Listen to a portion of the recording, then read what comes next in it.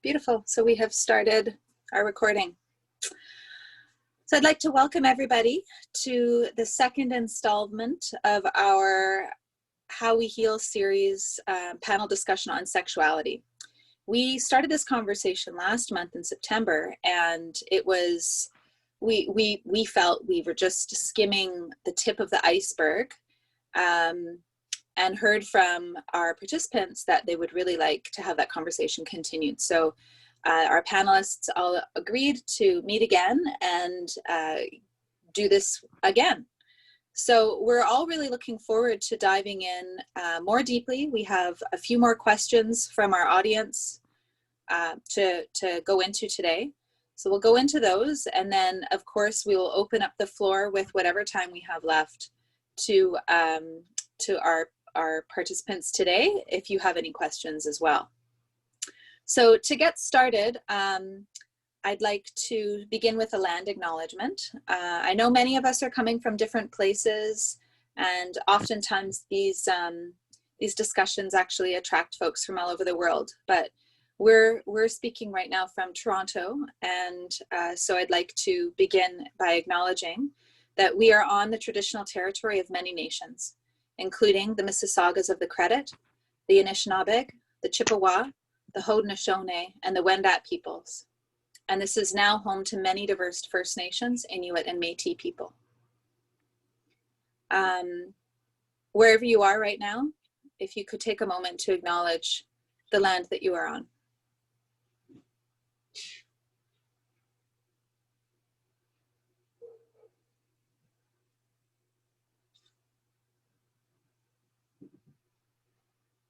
Thank you. I'd also like to acknowledge that these conversations, while they benefit the participants in the room, they will benefit our viewers in the future. And these are the building blocks of building a better future for future generations.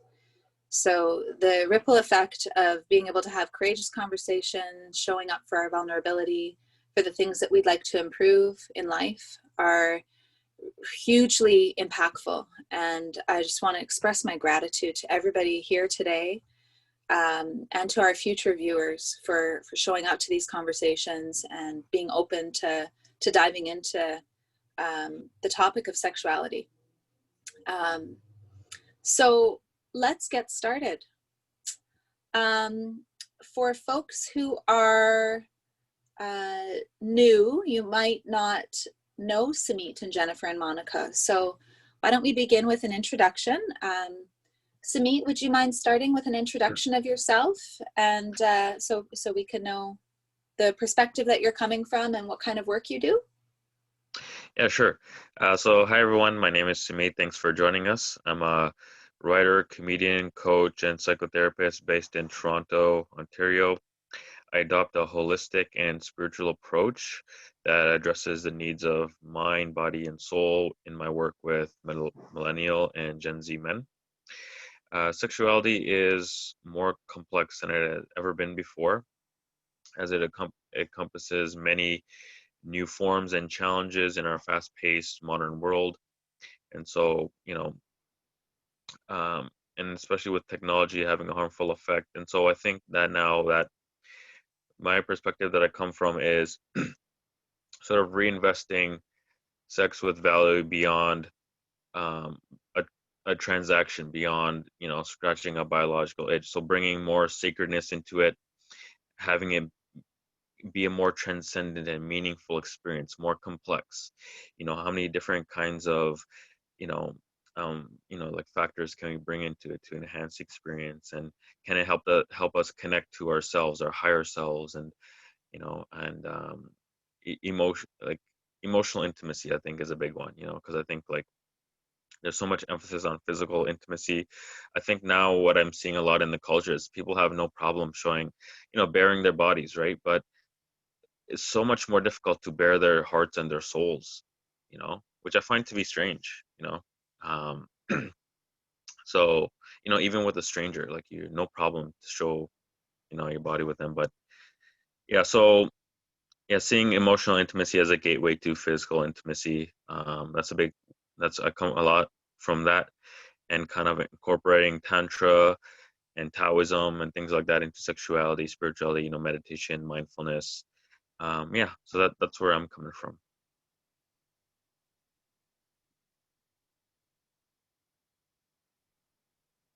Thank you, Sumeet. Monica, would you mind describing your work and your perspective on this conversation today? Yeah, thanks. Hey everyone, nice to see some familiar faces. So I have a background in somatic sex education or sexological body work, integrative psychotherapy, dearmouring, and Tantra. So my practice has really come to be a fusion of all these things.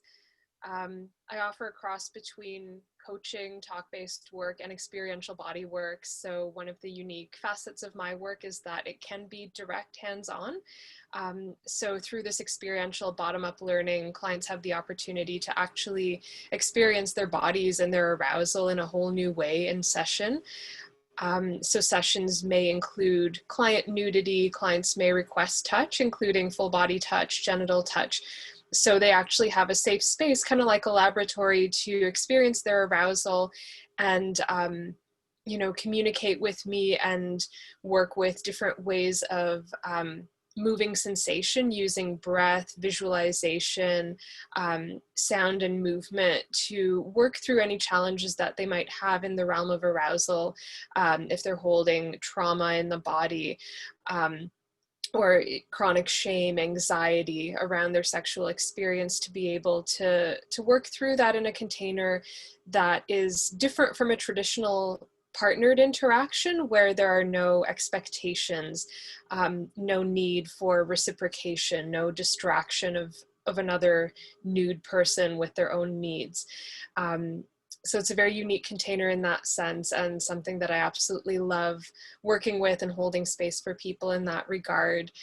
I have an integrative approach, meaning I see sexuality as inherently connected with the rest of our being, with our psyche, with our spirituality, with how we move about in the world. So oftentimes clients come in with a bit of a cookie cutter lens, like they would come in and say, hey, can you fix XYZ, kind of like as if it's this isolated little problem. And part of my objective is to try to help clients see how that might be related to their overall way of being and moving about in the world, and see if we can create that global shift. And also through empowering people sexually, to help empower them in the outside world as well, to be self-actualized human beings, to find their purpose, to find their sense of who they are and where they are in this planet, and how they're connected with everyone and everything else. And that felt sense of interconnectedness that really cultivates a sense of belonging and meaning in all of us. So I feel that's kind of the root of my work. Thank you so much. And Jennifer, would you mind describing your work? Sure, thank you. So the work that I do is helping people connect back to their bodies, and I mainly work with women. I'm starting to work more with couples, especially in the containers that I'm creating with my partner. And it's about reclaiming the sacredness of our bodies and our sensuality, and really finding home in our bodies. And so when it comes to sexuality, women especially have been shown a specific way of being. And a lot of the women that I work with feel quite disconnected from their own sensuality and sexuality, believing or feeling that it is for someone else, and that they have to show up in a certain way. So the work that we do has a lot to do with self-love and self-worth, and reclaiming that belief and that knowing that our pleasure is our birthright. And not only is it our birthright, but it is for us to enjoy and to experience. So it's bringing more mindfulness to the way that we interact with others. It's being able to use our voice and speak into what we authentically desire and feeling comfortable in speaking that truth. And so my focus is very much around coming home to the body, reclaiming the body as sacred. And in that, we inherently touch on sexuality because it is our root, it is our base, it is our foundation. And so healing that root connection to the earth, to that primordial love, unconditional love, the great Mother Earth energy, feeling held, supported, it opens up the space to be able to connect with others in an authentic, sacred way. So I'll say that much for now. Thank you. Thank you. What a powerful group of folks you are. And such a diverse range of background and expertise and perspective too. So I'm really looking forward to this today, this time today. So we have 4 audience questions that were submitted anonymously, and so I'll touch on the first one. Whenever I have sex, I need to drink alcohol in order to orgasm. Otherwise, I can't handle being touched, and sex even hurts. I'd really like to get to the point where I don't need alcohol to get close to somebody. What would you suggest? And this was a female. Who would like to get started on this? I'd love to share. So alcohol is something that helps a lot of people to feel more comfortable. And in order to orgasm, we need to feel a level of comfort to be able to let ourselves surrender and to let go of control and holding. And so alcohol, for a lot of people, helps to break down that barrier. In terms of the pain, what comes up for me is our walls that have been put up to intimacy, to getting close. And it's the body's reaction to a past trauma, which could look like anything, but a trauma of some kind that has caused a closing up and a blocking off. And so when there is physical penetration, especially if there isn't comfort there, if there isn't a feeling of safety, then there is going to be pain. And so what I would suggest is, especially if this is coming from a female, I personally would suggest working with a woman and finding out what is the root of that, what is keeping you from feeling safe, what happened, what is at the root, what is at the core of this not being able to feel safe with another, and going from there.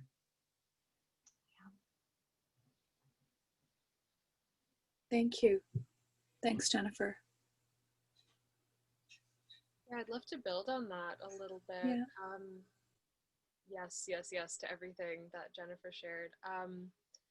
Also, I'd be curious, I don't think it was clear in the question whether this person was having sex with a regular partner, like somebody who is familiar and known to this person, or whether these are kind of one-offs, or different people and more casual interactions. And so it was like an ongoing partner. Okay. Yeah, we just worked together on narrowing the question down for the panel. So yeah, it is an ongoing partner who's willing to work with them on this. Okay, great. Yeah. In a situation like this, communication can be so valuable. And if the other person is willing to hear and to potentially modify the ways in which you come together and share this erotic experience, there's room for things to shift, for things to be done differently. You know, often in the case of pain, for some people, like people with vulvas, women, it can take a little bit longer to reach a point of arousal where penetration is welcome, where it feels good. So potentially even allowing for more time to create a sense of safety and comfort in the body, because time can help create that as well. And just to allow the body to become aroused, to take that time to breathe deeply, to breathe down into the pelvic floor and actually allow the vulva to open, and to lubricate and to become receptive. Oftentimes I think, like especially in heterosexual connections, there can be more of a socialized expectation to move faster, to move at a man's pace, which is oftentimes too fast. It doesn't allow that time for adequate arousal. And if women don't feel strong in their communication skills to ask for more of what they need to get aroused, then there can be a tendency to maybe like should oneself into just going with it and rolling, okay, my partner wants this, let's just do it, let's get it over with. And that kind of tends to set the foundation for one to perhaps use other aids like alcohol to just be able to go there, because without the alcohol it might be too painful, it might be too unbearable. So I would also ask, you know, given certain activities, would you be wanting to engage in those activities without the alcohol? And if the answer is no, then I would reconsider doing those things. Alcohol can be great for loosening up, yes, but if there's a huge difference between what you're willing to do with or without alcohol, I would definitely go with where your boundaries are when you're sober and where your preferences are when you're sober, because that's the place from where we make the decisions that are truest to ourselves and our needs. So to listen to that and to not be afraid to ask for what you need, to practice communication, to practice making requests, you know, will you do this? May I do that?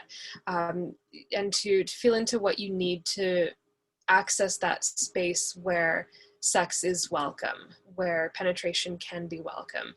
And some people aren't even sure, and that's okay too. A lot of people who come to me aren't sure initially what they need to get aroused. So that's something that can be discovered as well, with the help of a professional or through personal research, through experimentation, through self-pleasure play. So there's lots of ways to start discovering that as well. Okay, thank you, Monica. Sumeet, did you have anything to add at all? Well, I think Jennifer and Monica made a lot of excellent points. They pretty much hit on everything. If I just have a little bit to add, yeah, definitely get to the root cause. You know, work with a sex therapist so you're not doing it alone. It seems like it might be important to isolate whether it's something that's anatomical or, you know, somatic, psychological. You know, I think I read that for some women that sex can be painful for various reasons. So also figuring out, you know, what is the cause of the pain, you know. Yeah, so when you think about what alcohol does, it's a numbing agent, right? So it initially increases libido, so that's kind of the irony. So it makes you want to have sex more, but when you're having it, it makes it less pleasurable because it slows down the communication between your neurons. So I'm wondering, you know, and the thing is, the more you use alcohol with sex, the more your brain strengthens that, you know, neuronal connection between, you know, sex and alcohol. Meaning that every time you know you have sex, your brain's like, you know, we should be drunk right now because there's such a strong association with it. You know, so it's going to be important to now break that association slowly, right? So one way to do that would be to just not drink, but don't go all the way with penetrative sex. Like work up to it, like have a hierarchy. You know, so we're just gonna cuddle right now and not drink, right? And the next time, you know, we're gonna, I don't know, go to first base and no alcohol, and then, you know, slowly work your way up to it. Yeah, I also read that it could do with women's issues, like with their bodies, how they view themselves, being not comfortable in their bodies, you know, and that's true for men as well too. But just working on that relationship to self, being nurturing to the body, taking good care of it, going for a massage, but things like being gentle with it, just changing the relationship to the body, first on your own with yourself. um, because if you're struggling with physical intimacy with another, a good chance is you struggle with having physical intimacy with yourself, right? With expressing love and affection to your own body, so kiss your body, hug it, go for a massage, go for a walk, and just care about yourself, eat healthy, good food, and because most of us have gone through a lot. Our bodies, we've been shamed, we've been, there's all these days, so many images of the ideal body, photoshopping, plastic surgery, like is nonstop filters, and so just find things about your body that you see your beauty, what do you like about yourself? Do you like your small nose and things like that? Like, what do you like? And just love it, and be kind to it, right? So yeah, so work on that relationship with your body. Okay, thank you guys, great advice. Our second question, also anonymous from a participant, and this was somebody, they're not here with us today, but I'll be sending this recording to all of the folks that had registered.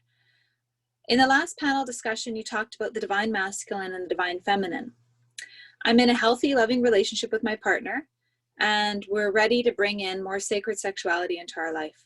What practices or resources would you recommend to get us started? Okay, so this is such a yummy question. So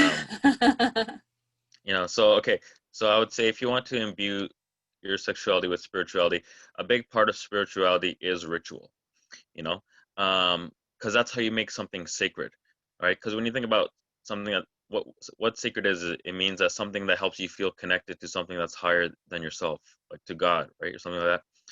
And for me, a big part of that is something that's rare, because the more you're kind of exposed to something, the less you kind of value and appreciate it. So just kind of making sex more special, saving it for a special occasion, like schedule it, like on Friday we're going to do it. So there's this build up of anticipation. And then when you're going to do it, ritualize it, connect with your higher self, meditate, and, connect with the higher parts of yourself, take some deep breaths, have some candles, wear a robe or something, have some kind of incantation, some kind of chant, mantra, and just feel like you're connecting to that part of yourself that is that, God energy, yeah. So, and that's what a ritual is. A ritual is anchoring the spiritual into the physical, um, so bring into it the things that make you feel connected to your higher self, and also that's something you can help your partner with as well too. Yeah, so just look into that. How can we ritualize this? How can we make this like a sacred experience, almost like a ceremony or something, you know? You can have steps to that. First, maybe we begin with connecting with the higher selves, meditation, deep breaths. Then you can do something like eye gazing, which is look into each other's eyes and souls, because that helps to build emotional intimacy. So first you can start with connecting to the soul. You meditate, connect to your higher self, boom, soul. Then you can do some emotional, hold hands, look into each other's eyes. Now you're connecting to the heart, right? So that's the emotional. And then you can maybe get into some cuddling, and build up to it. Now you're connecting with the physical. So you have this whole, now sex has become holistic, where you're connected to mind, body, heart, and soul, so it's now such an expansive experience, um yeah. What else? In terms of resources, you can look into a book called Sexual Kung Fu. This is something especially for men, where there's this stuff in there for women too, but because with men, they have a lot of, it addresses a lot of issues that men have, like erectile dysfunction, premature ejaculation, all these kind of things. Because with men, we have a strong association with ejaculation with orgasm. But what this book does, it helps teach men to separate those two things, that you don't have to ejaculate when you orgasm. You can actually have multiple orgasms, multiple whole body orgasms, and it gets pretty crazy, where I've actually had a orgasm in my elbow, right? Because you can become a master of your sexual energy. You know, you can, it starts in the genitals, but you can, through breathing techniques, right, you can, and visualization, you can feel yourself pulling that sexual energy up into your spine, you know, into your head and all the way back down, you know.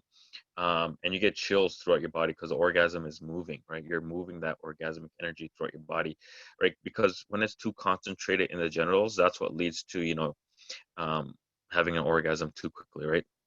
So you can move that energy, and that book is great for that. You know, Taoism, Tantra, recommend looking into that. Um, yeah, so in that, but that book is a big one. It goes into a lot of different techniques, like how to have delayed ejaculation, how to move your sexual energy, deep breathing, Kegels, right? So these are all things that can help you prolong the sexual experience, which can help you explore it more and get into different aspects of it. Um, but yeah, so those are some things that I would recommend just to begin with. Okay, great. Thanks. I wrote down the sexual kung fu book in the comment section. And Monica and Jennifer and Sumeet, if there's other books that you have thought of, you just pop them in the comment section, and we can use that as a guiding kind of document for our supportive document that we send afterwards. Sumeet, or I mean, Monica or Jennifer, would you like to build from what Sumeet was saying? Yeah, there's so many great books out there with lots of practices that I love. I'll share a few in the comments section.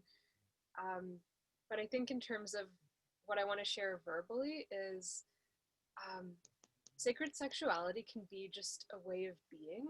Yes, there are so many practices to bring us into certain states, into certain ways of connecting with each other, but I think at the core of it, it's just about being in pure presence and being in a state of love, like recognizing yourself as pure love and your partner or partners as pure love, and just connecting through an embodied sense of an open heart, um, and being in a state of wonder and awe at this person before you, um, practicing vulnerability and openness, and really seeing all of you, seeing all of them, and just cultivating that state moment to moment.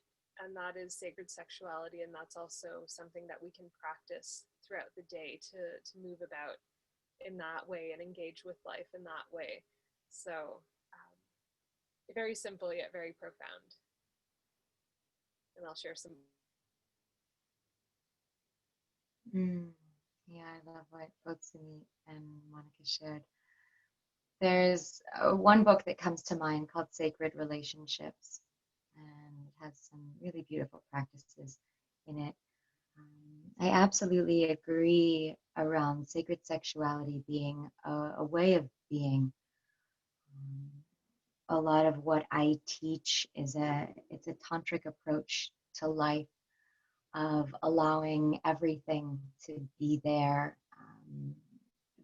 eating as a sacred act, washing the dishes as a sacred act.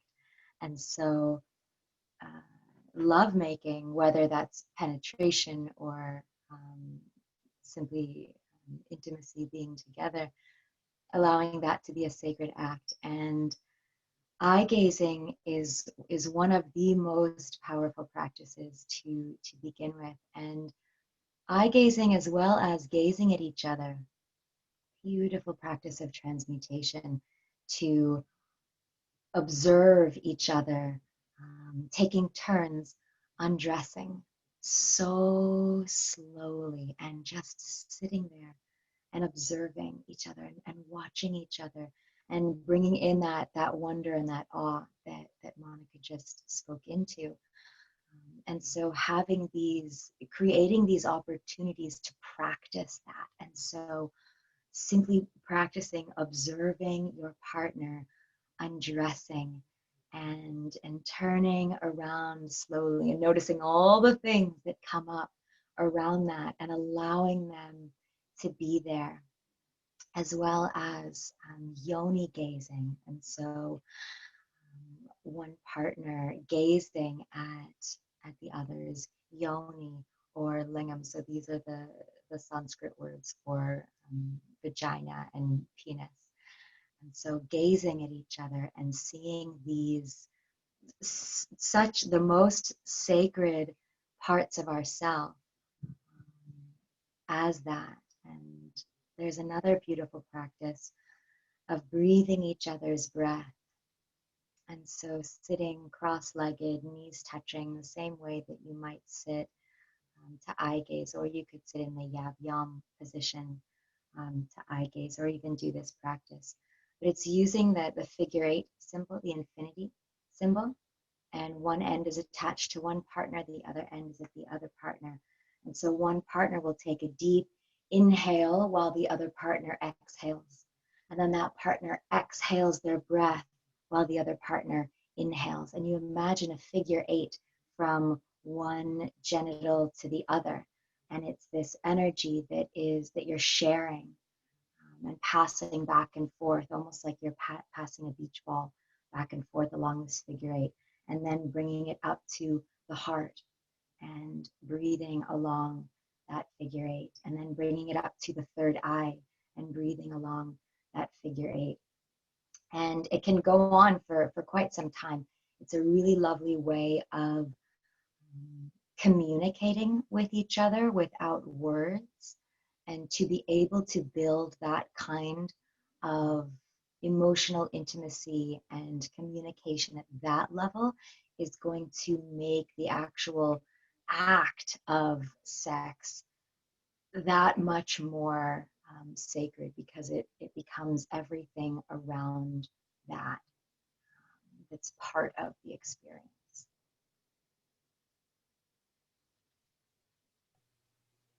Beautiful. Thank you, guys. Yeah, there's a few practices there. I think, so there was the infinity breathing, the eye gazing, the yoni and nilinga gazing, and I'm not sure if some of these could be described and put in the supporting document, or even created as separate blog articles or resources for the new platform that we're making. But yeah, lots of really great resources. I see Monica also recommended Margot and The Art of Sexual Ecstasy in our comment section here.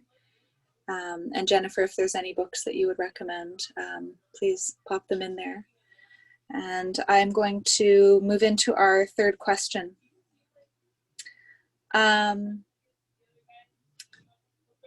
My husband loses his erection and it clearly bothers him.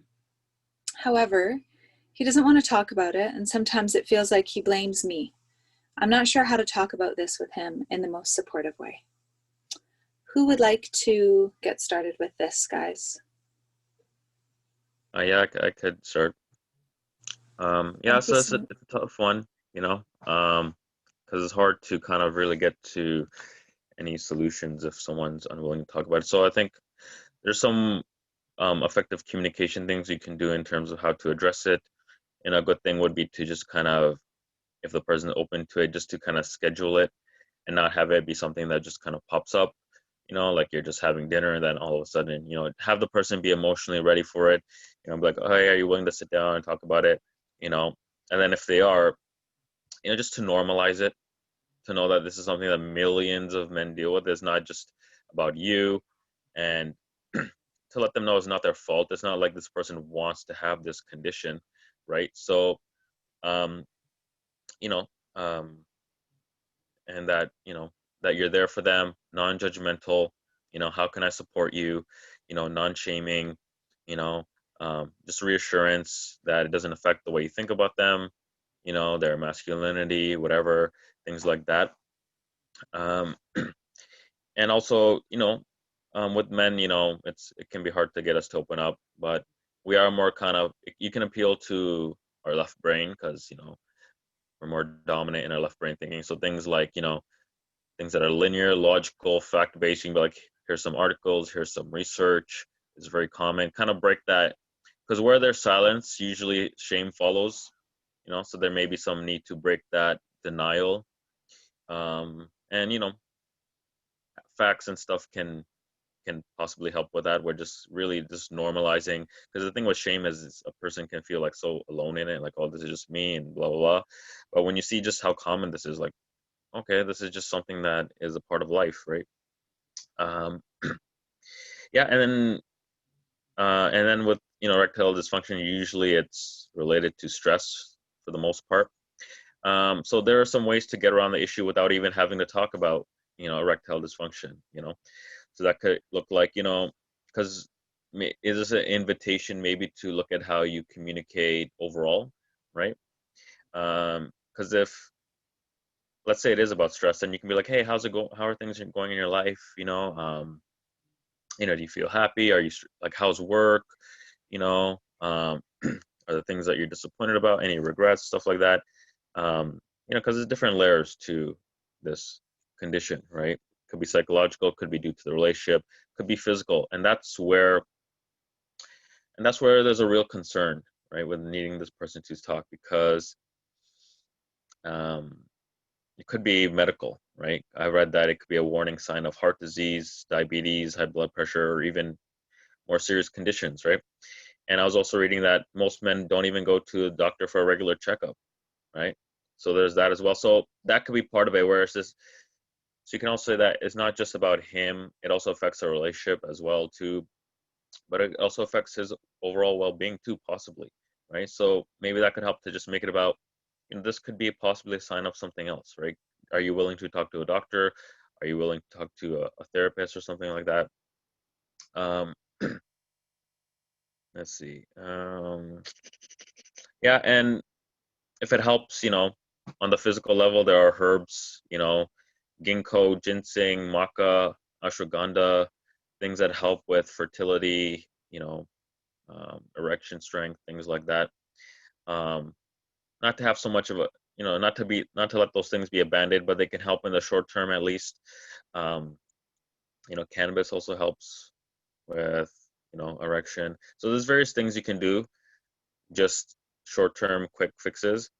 Uh, in the meantime, while you try to get at something that's more underlying. But yeah, so there are some communication techniques you can do, you know, because this doesn't just affect him, it affects you, and it could also affect the relationship long term, you know, because there is a link between physical intimacy and emotional intimacy, right?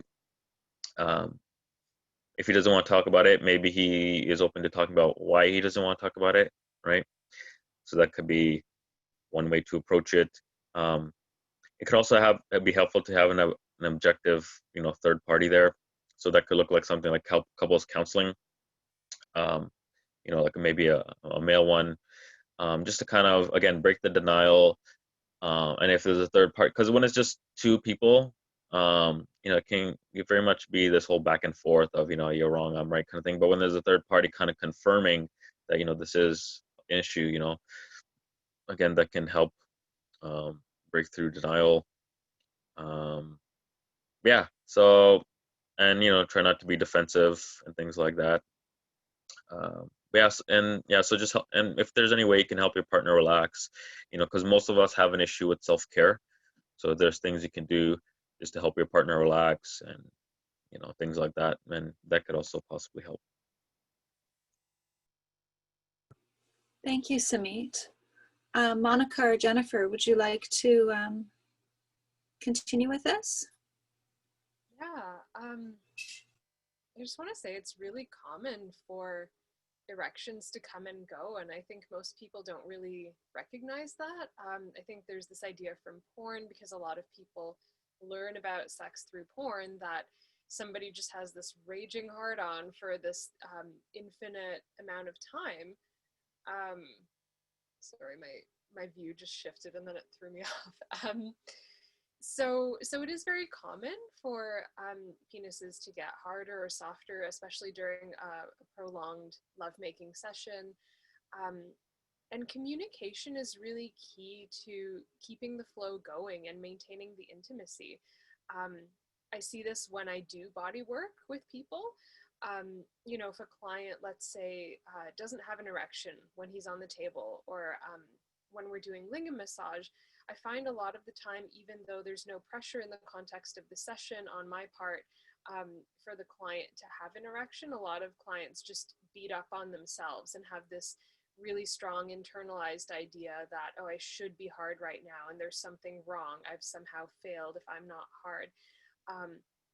So creating a safe space, like Sumeet was saying, is the first step to creating comfort around that. Just saying it's okay, like I welcome you in whatever state you're in. There's no expectation.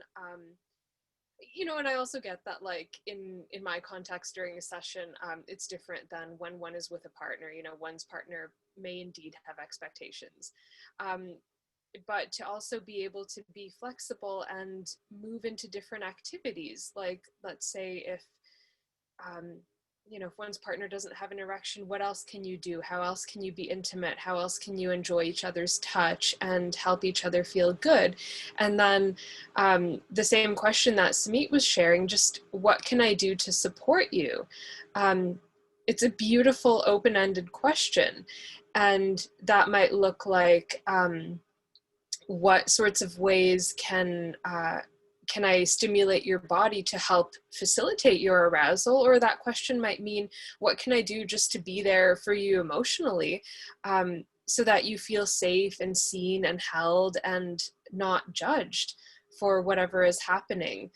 And as long as that line of intimacy is maintained, whether one has an erection or not becomes less significant. And I think it's only when we're kind of trying to posture for each other and quote unquote perform, which is this terrible word that everyone uses and that I try to really eradicate from people's minds, because it's not a performance. We're not pretending to be somebody we're not, or we're not trying to put on a show. We're there to just enjoy ourselves and enjoy each other's bodies and find ways that we can do that together, in intimacy and in vulnerability. So I guess to come around and summarize, just asking, how can I be of support when that happens to your partner?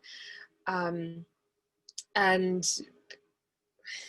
hopefully he can offer something, a response to that can help the two of you stay in intimacy when that does happen. Thank you, Monica. Jennifer, did you have anything to add, or would you like me to move forward to the next question? Yes, I definitely have something to add. So this point has been touched on, and I really want to highlight it, is creating safety around this and making sure that your partner knows that you are a safe space to have this conversation. And something that was very interesting in this question was, I heard that it clearly upsets him, and sometimes it seems like he's blaming me, that you're being blamed for for what's going on with him. And when it's such a deep wound, we can sometimes project onto other people and make other people wrong so that we don't have to be wrong or look bad. And so if you're going to open up this conversation with him and come to him and say, hey, I know that there's something happening here, and I would really love to connect about it. And I want you to know that this is a safe space and I have no judgment. This is where, as a partner, you're going to get to see how strong you can be, because he may very well have many moments throughout the conversation of getting upset, of making it about you. And so if you want to support your partner in this, you've got to be strong and be ready for those moments when he makes it about you, when he starts to get upset, because this is such a sensitive topic for men. So as a woman, as a partner, be ready for that. Know that it's not about you. It has nothing to do with you. And this is where you really get to practice being that strong pillar, standing strong in your own inner masculine and just holding space for whatever comes up for him. Yes, thank you. Oh, sorry. Can I just add to that? Yeah, please. For mentioning that last piece of the question, which I completely forgot about. And I remember when I was reading it, I wanted to comment on that. And then just now, all the focus kind of landed on the first part of it. But to build on that, yeah, like everyone's pleasure to a degree is their own responsibility. Communication is our responsibility. So if we don't have the right set of circumstances, or if we're not receiving the right kind of touch that helps us get aroused, then it is each and every one of our responsibility to communicate that to our partner of like, hey, could you do this? Or here's something that I need, or I need a bit more of this. And if we're not communicating that and just getting frustrated with the other person, it's not going to lead anywhere productive. So now if we have communicated that and the other person isn't listening, that might be a point of valid frustration. But if that communication hasn't happened at all, that would be a good place to start and to take responsibility for that as well. Good point. And another one of our participants was I think it touches similarly on this. So I'd like to just bring the floor to this person's concern and request for resources around body image, and how if your main issue is your own personal body image, do you guys have any suggestions, resources, recommendations for how this person can come into themselves in a healthier way and create a healthier self-concept? Yeah, this is the bulk of the work that I do, is practices and exercises and proclamations and eye gazing with ourselves. That's a powerful one, and it gets me every time. Looking into the mirror and repeating, I love you, at least 15 times, and there's always tears. And so to do that with our body,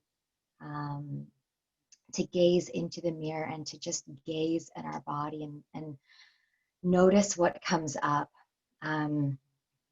Gosh, there are so many practices that I have. One that's coming to mind right now is, so our arms and our hands are the extension of our heart. So rubbing the hands together, breathing into the heart, exhaling that breath down the arms into your palms, and coming up with an intention. I desire to see my body as sacred, for example. And we always want to make sure that the intention we set is in the affirmative. We don't want to say, I set the intention to stop, telling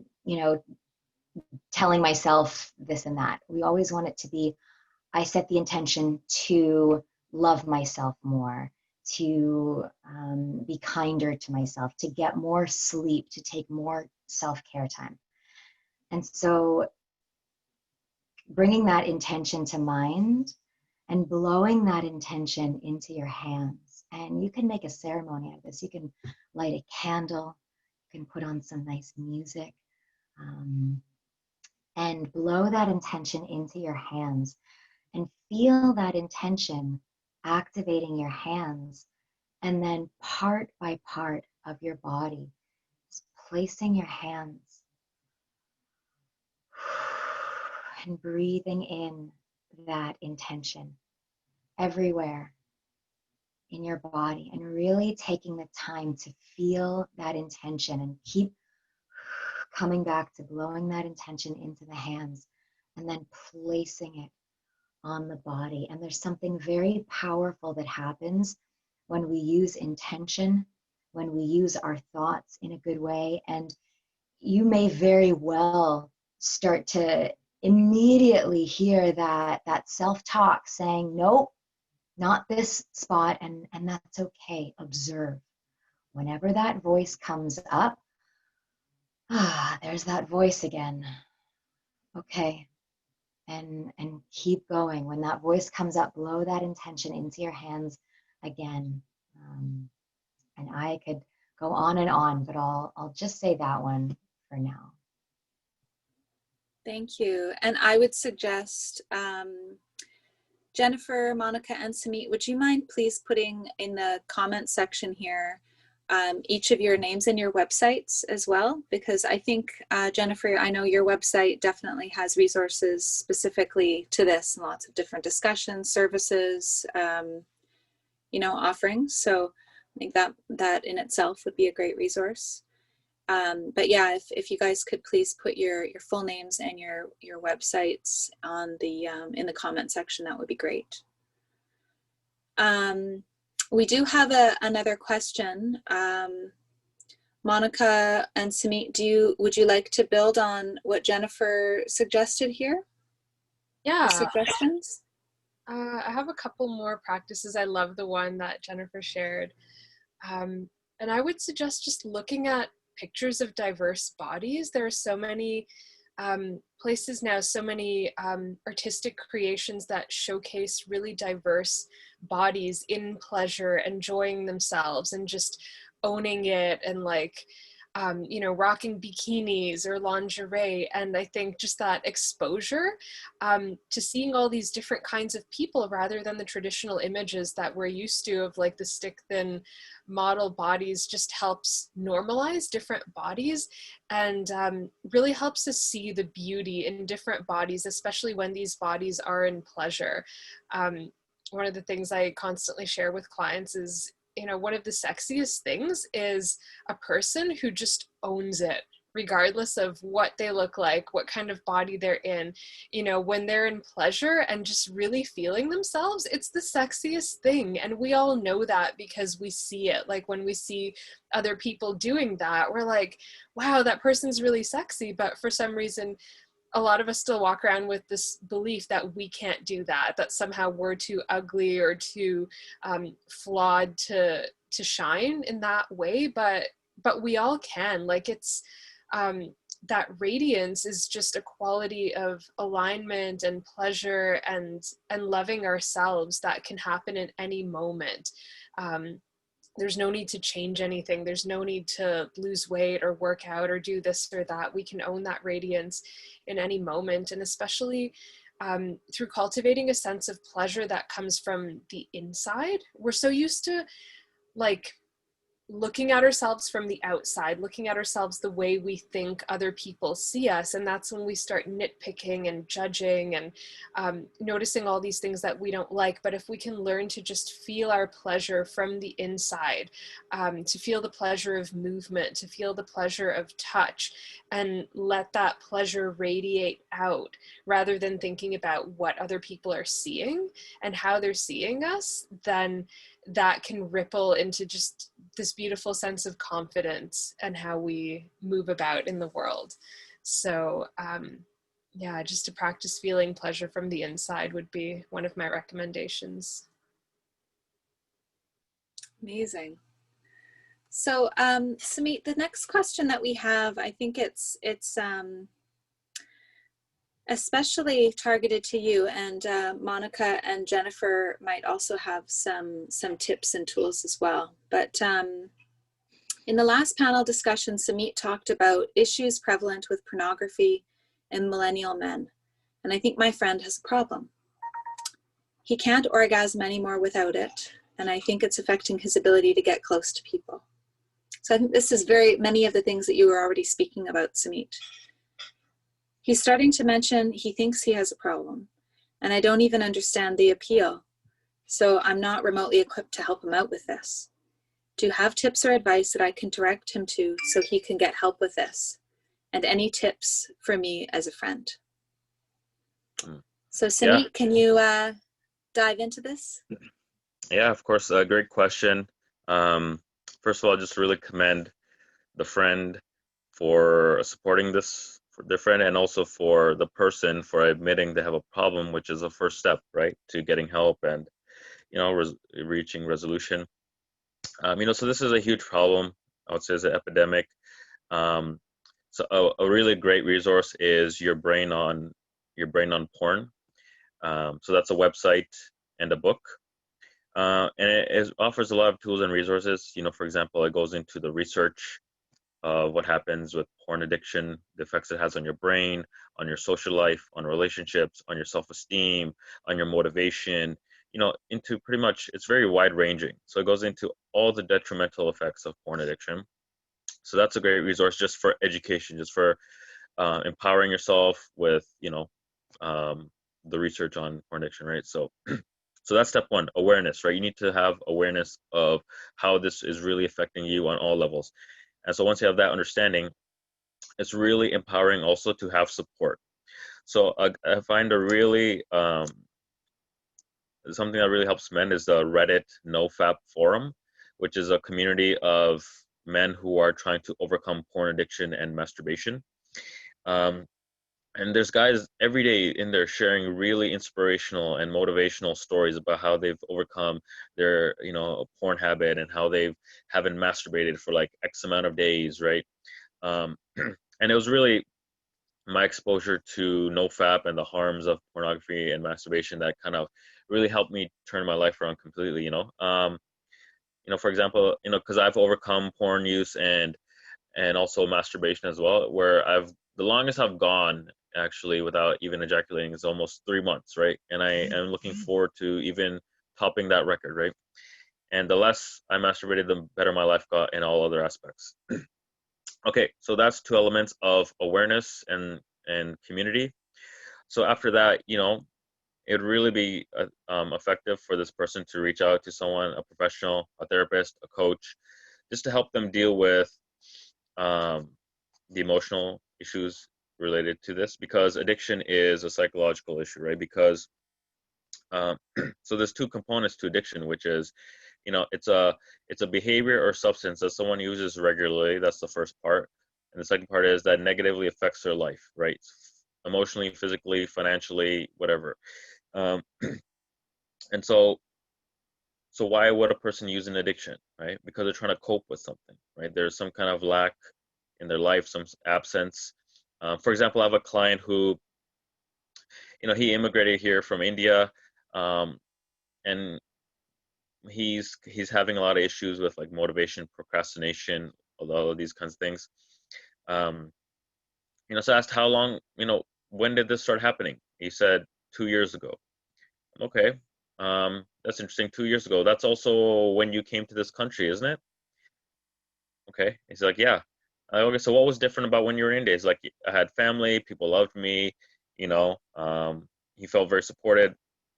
And then he came here and it was like complete culture shock, where he's like, people are so closed off and selfish and they backstab each other and lives very alone, you know? And so it was weird for him to go from that one culture to another. And they're like, yeah. And then he started using porn, obviously, because now there was an absence, right? He used to get whatever he's getting from porn, he used to get elsewhere, this hit of being okay, this pleasure. He used to get that from people before, interaction, family, love, connection. So addiction is usually a lack of connection to yourself and to others, and also to something transcendent, some kind of vision. It doesn't have to be God, it could be something else. It could be art, creativity, right? It could be nature, it could be just something outside of yourself that you are connected to that gives you a purpose. So just to be more practical, since it's an addiction, you can very much approach it like that. Create a harm reduction strategy where do not ever go cold turkey, right? Because there could be withdrawal symptoms of insomnia, headaches, anxiety, depression, suicidal thoughts. So what you want to do is create maybe like a 1 month strategy of every week where you bring down your porn use. First week, you're going to track how much you're using. So let's say if you're using an hour a day, so the first week, see if you can bring that down to maybe like 45 minutes. And then the next week, see if you can bring it down to 30 minutes. And then the third week, see if you can bring it down to 15. And for the last week, see if you can bring that down to 0, right? And so approach it like that, where, your brain is now wired to seek this, it's very much associated ejaculation with porn. So now you have to kind of undo that, and it's going to take time, right? Neuroplasticity, you're gonna have to retrain your brain to kind of, associate ejaculation with a sexual partner, right? And lastly, I would say also have a vision for your life, because when we have porn, like an addiction, I mean, it's usually because there are deficiencies in other parts of our life, like I was mentioning before, right? So create an overall vision for your life that looks at all the 12 dimensions of life. So, open up a document, Google Doc, and just have headings there. So physical, emotional, spiritual, financial, professional, creative, relationship, social. So just headings like that. And then underneath each, just create some goals, like where in your life are you lacking? Are you lacking friendships? Do you not feel fulfilled at work? Things like that. So just look at where you're lacking, because a lot of our culture now is just quick fixes. There's so much access we have to access. Quick fixes where we can feel good, whereas long-term success and happiness is founded on patience and persistence, and doing things that are hard, delaying gratification. Porn is instant gratification. You are training your brain to reward yourself for doing nothing, right? So yeah, so that's a lot there, but definitely start with your brain on porn. After that, go to Reddit NoFap forum, look at, just talk to other men there, joining a support group, seeing a therapist, seeing a coach, creating a harm reduction strategy, and also now creating a vision for your life, right? Creating goals for your life in all the various dimensions, of life as fully as you can. Yeah, so that you're getting fulfillment and happiness from so many different places that you don't need to keep relying on porn, because now addiction is a codependent relationship, right? Where this thing is giving me something I cannot generate on my own, right? So now you have to learn how to generate this feeling of pleasure, of okayness on your own. So you're not constantly depending on this thing that's outside of you. Mm-hmm. Thank you, Sumeet. And I'd like to give gratitude to that friend as well. We had a few friends today, partners, friends of people that were asking questions on behalf of their loved ones. And I think that's really amazing. It's one of the great ways that we can move forward in these conversations, to keep supporting each other, to get real, and find compassionate ways to talk about subjects that have been largely taboo in a lot of different cultures, in a lot of different circles. So I give a lot of gratitude to everybody for coming forward with these questions and their honesty. And also to our panelists today, Sumeet, Monica, Jennifer, they step forward to do these discussions because they're passionate about these topics. None of our panelists get paid to do this. And they stepped forward to give another round at this sexuality conversation because in their work, it's important. So I think it's pretty amazing. And I'm really impressed and grateful that you guys have stepped forward to be this, and to do this, and to share your resources and your time with our listeners, the listeners today, but also the listeners that will be in the future as well. So thank you so much. I think we should wrap things up. We're a little bit over time. It's 12:08, which is not too bad actually for this conversation. I'm pretty impressed that we were able to get through our material. So I'll give you all a chance to just say farewell. And on behalf of the Inner Arts Collective, I'm really grateful for you all being here today. Thank you everyone for coming, and thanks Melanie for organizing.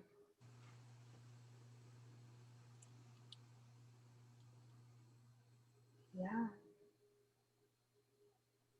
If anyone has any questions, I guess all our websites are in the chat. So I'm open to emails and any further questions if anyone wants to contact me. So please get in touch. Yeah, thank you. Thank you, Monica. Okay, beautiful. Well, I'm going to stop the recording and just thank you so much again for joining us today.